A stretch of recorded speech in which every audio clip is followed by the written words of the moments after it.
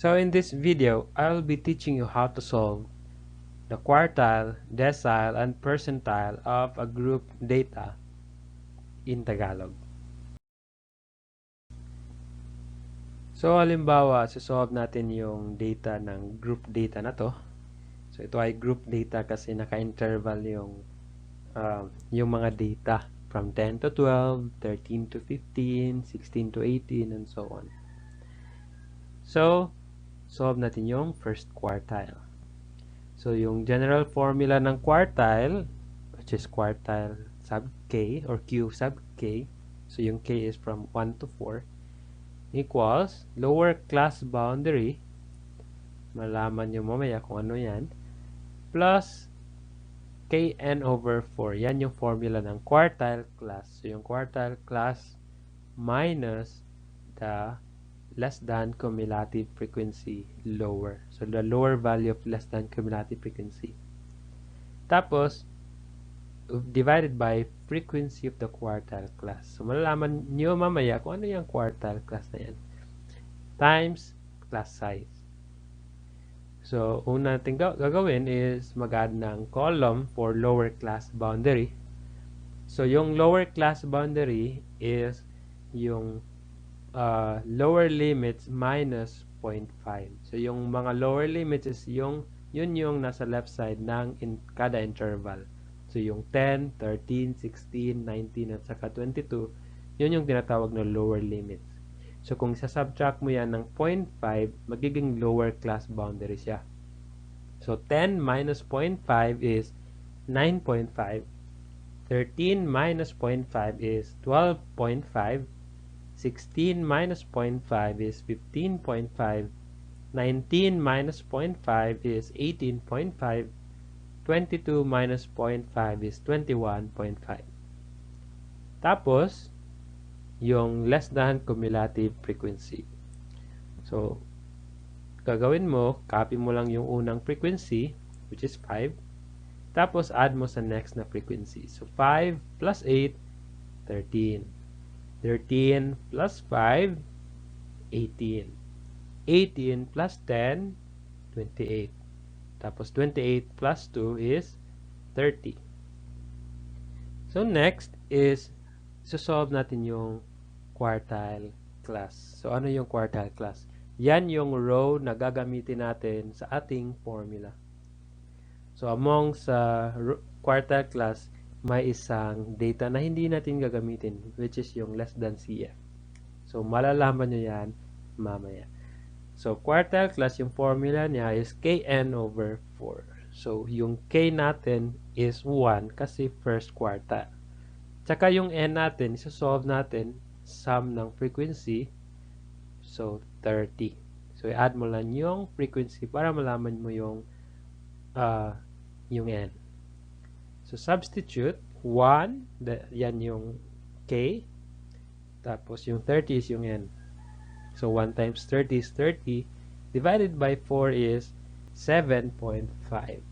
So, hindi pa to yung sagot ng first quartile. Yan yung position na hinahanap natin. Nasa 7.5th position. So, yung quartile class, gagamitin natin tong 7.5 para malaman natin kung saan or anong row ito sa table. So, doon tayo mag-refer sa less than cumulative frequency. So, hanapin natin yung 7.5. So, walang exact na 7.5 pero nasa gitna siya ng 5 tsaka 13. So, ang rule dyan is always na pipiliin mo yung mas malaki. Hindi siya kung sino yung mas malapit, pero doon sa sinong mas malaki. So, kahit na 5.1 yung quartile class na value, kahit sobrang lapit na niya sa 5, pipiliin mo pa rin yung 13 kasi siya yung mas malaking value. So, yung quartile class natin dito is itong may less than CF na 13. So, yung row na yan ang isa-substitute natin sa ating formula. So, substitute na tayo. Yung lower class boundary is 12.5 plus yung Kn over 4, which is the quartile class, yan yung 7.5, minus yung less than cumulative frequency na lower. So, hindi siya yung 13, yung less than CF sa quartile class, kundi yung lower na value, which is 5. So, yan lang yung hindi gagamitin mo sa row ng quartile class. So, continue tayo sa frequency ng quartile class, which is 8. So, yan yung denominator. Times the class size, which is 3. So, saan galing yung 3? Yan ay yung mga numbers sa kada interval. So, may tatlong numbers kada interval. So, from 13 to 15, may tatlo yan. 13, 14, tsaka 15. For 10 to 12, 10, 11, 12. So, uniform yung class size sa kada interval. Hindi pwedeng iba-iba. So, continue tayo. By the way, kung mag-iisip kayo, paano kung yung quartile class is nasa first row? So, ano na yung less than CFL? Wala namang number sa taas.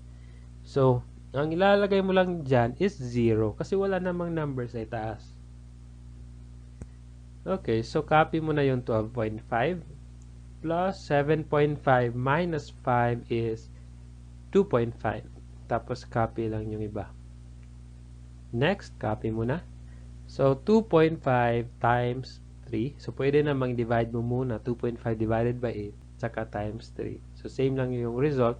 Pero, sa akin, mas madali kung i-times mo muna bago i-divide. So, 2.5 times 3 is 7.5 divided by 8. So, divide natin yan by 8. It will be 0.9375. Tapos, combine mo. So, but i-round up natin to 2 decimal places. Magiging 13.44. So, approximately equal to na lang siya. Kasi hindi na siya exact na answer. Kasi nag-round up tayo. So, ibig sabihin, dahil first quartile to, 25% of the data is less than 13.44. So, the remaining 75% is greater than or equal to 13.44. So, next is solve naman natin yung third quartile ng the same group data. So, ito yung general formula ng quartile. So, yung K ngayon is 3 na kasi third quartile. Tapos, the same pa rin yung lower class boundary kasi the same yung group data na ginamit natin para dito. Tapos, yung less than cumulative frequency, the same pa rin.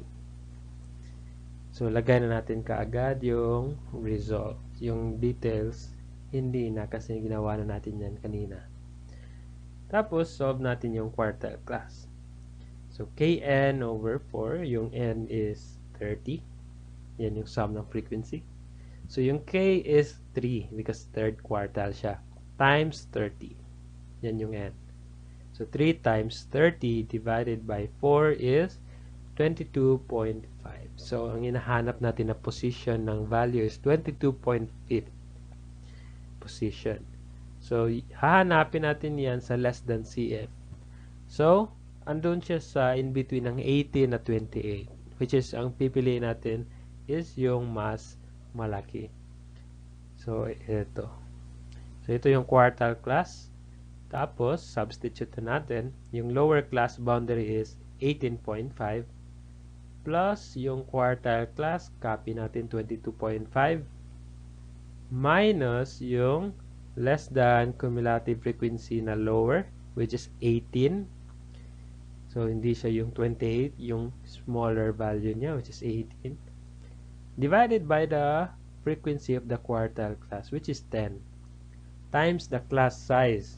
So, pareho lang yung class size ng bawat row. So, 3 pa rin. So, 18.5 plus 22.5 minus 18, that is 4.5. So, copy lang yung iba. Then, copy yung lower class boundary. Plus 4.5 times 3, which is 13.5. Then, copy yung 10. Then, divide natin yan by 13.5 by 10. So, it will be 1.35. So, you add natin, yung third quartile is equal to 19.85. So, ibig sabihin, dahil third quartile to, 75% of the data is less than 19.85. So, the remaining 25% is greater than or equal to 19.85. So, ngayon, ang susolve naman natin is yung fourth decile. So, yung general formula ng decile, ng group data is ito. So, D sub k. So, yung k is depende na sa given from 1 to 10 equals the lower class boundary plus, so pareho lang yung formula, nagkakaroon lang ng difference sa divisor ng quartile class. So instead of kn over 4, kn over 10 na siya kasi decile, minus less than cumulative frequency lower over the frequency of the quartile class times the class size. Okay, so add natin yung column ng lower class boundary at saka less than cumulative frequency. So, hindi na natin papakita yung process kasi pinakita ko na sa previous slides. Tapos, yung decile class, yan yung row na hanapin natin para gagamitin natin sa ating formula. So, formula ng decile class is kn over 10. So, yung n is yung total frequency which is 30. So, yung k is 4 kasi 4th decile times n which is 30 divided by 10. So, 4 times 30 is 120 divided by 10 is 12. So, inahanap natin na position is 12. So, hindi pa rin to yung sagot pero ito yung decile class. Ito yung position ng value na hinahanap natin, pang 12 number. Okay, so doon tayo magre-refer sa less than cumulative frequency. So, nasa gitna siya ng 5 tsaka 13. At always choose yung bigger number, which is 13. So, ito yung decile class. At dito manggagaling yung isa-substitute natin sa ating formula. So, yung lower class boundary is 12.5 plus yung decile class which is 12 minus yung less than cumulative frequency na 5 which is lower na less than cumulative frequency.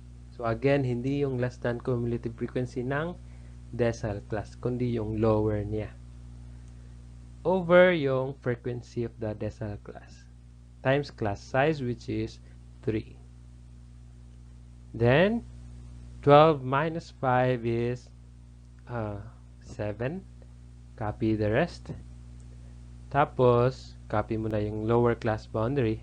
7 times 3 is 21 over 8. So divide 21 divided by 8 is 2.625.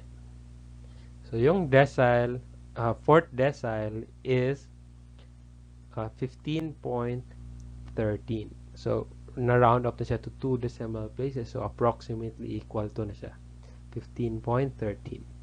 So, since fourth decile siya, so ibig sabihin, 40% ng data is less than 15.13. So, remaining 60% is greater than or equal to 15.13.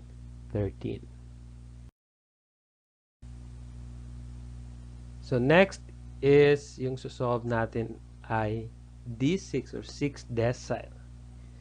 So, ito yung general formula ng decile. Tapos, lagay na natin yung lower class boundary at saka less than cumulative frequency. Tapos, yung decile class, yung kn over 10. So, substitute natin. Yung n is total frequency, which is 30. So, yung k is 6 kasi 6 decile. 6 times 30 divided by 10 is 18 or 18th position. Yun yung position na hinahanap natin. Ngayon, refer tayo sa less than CF. May exact na 18. So, yun na yung decile class na hinahanap natin. So, 18. So, substitute. Lower class boundary is 15.5 plus yung decile class na 18 minus yung lower na less than CF, which is 13, over yung frequency of the decile class, which is 5, times the class size na 3. Then, copy muna yung lower class boundary plus yung difference ng 18 at saka 13, which is 5. Tapos, copy na yung iba. So, continue. So, 5 times 3 is 15. So, copy the denominator. So, magiging 15 over 5 siya. Tapos, 15 divided by 5 is 3. So, combine natin, 15.5 tsaka 3, magiging 18.5. So, yun yung 6th decile. So, ibig sabihin, 60% ng data is lesser than 18.5. Tapos, remaining na 40% ng data is greater than or equal to 18.5. So, ngayon, ang isosolve natin ay yung 19th percentile. So, ito, percentile na siya. So, yung formula ng percentile in general is P sub K. So, yung K is from 1 to 100. Depende sa ano yung hinahanap natin. Dito yung K natin is 19. So, equals lower class boundary plus yung percentile class na may formula na Kn over 100 minus lower less than cumulative frequency divided by frequency of the percentile class times the class size, which is 3 sa given na to. So, yung lower class boundary tsaka less than CF, lagay na natin kasi same lang sa previous examples. Tapos, yung percentile class, may formula na Kn over 100. So, yung K is 19, tapos yung N still 30, yun yung total ng frequency. So, 19 times 30 divided by 100. So, yung result is 5.7. So, yung position ng value na hinahanap natin as 19 percentile is 5.7 number.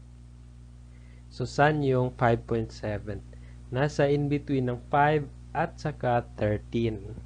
So, kahit na malapit masyado si 5.7 sa 5, yung 13 pa rin yung pipiliin natin kasi mas malaki siya sa 5.7. So, ito pa rin yung percentile class. Okay, so yung lower class boundary ay 12.5 plus yung percentile class na Kn over 100 is 5.7 minus yung lower less than CF, which is 5, divided by frequency ng percentile class na 8 times yung class size na 3. 3 kasi 13, 14, 15. Yun yung interval ng data. So, kada interval is 3 numbers. So, copy mo na yung lower class boundary. Plus 5.7 minus 5 is 0.7. Then, copy yung 8 tsaka 3. Tapos, so copy muna. So, 0.7 times 3, which is 2.1. And then, divide 2.1 by 8. So, ang result, 0.2625. So, combine natin yan. Yung result, round off lang to 2 decimal places, which is 12.76. So, ibig sabihin, yung 19th percentile is 12.76, which is 19% of the data is less than 12.76. Tapos, yung remaining 81% ng data is greater than or equal to 12.76. Ngayon, ang isosolve naman natin is yung 96th percentile ng data. So, ito yung general formula ng percentile. Tapos, lagay natin yung lower class boundary tsaka less than cumulative frequency. So, hahanapin natin yung percentile class na may formula na kn over 100. So, yung k is 96, tapos yung n is 30. Yan yung total frequency. So, 96 times 30 divided by 100. So, yung result is 28.8. So, yan yung position ng data na hinahanap natin, pang 28.8 position. So, refer tayo sa less than CF na column. So, yung 28.8 nasa in between ng 28 tsaka 30. At always choose natin yung mas malaking number, which is 30. So, ito yung percentile class. So, dito natin pagbabasehan yung isa-substitute sa ating formula.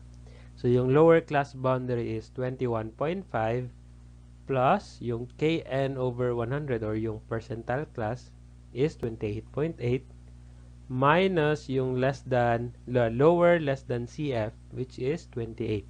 So, yung lower ng 30 over the frequency of the percentile class, which is 2 times the class size na 3.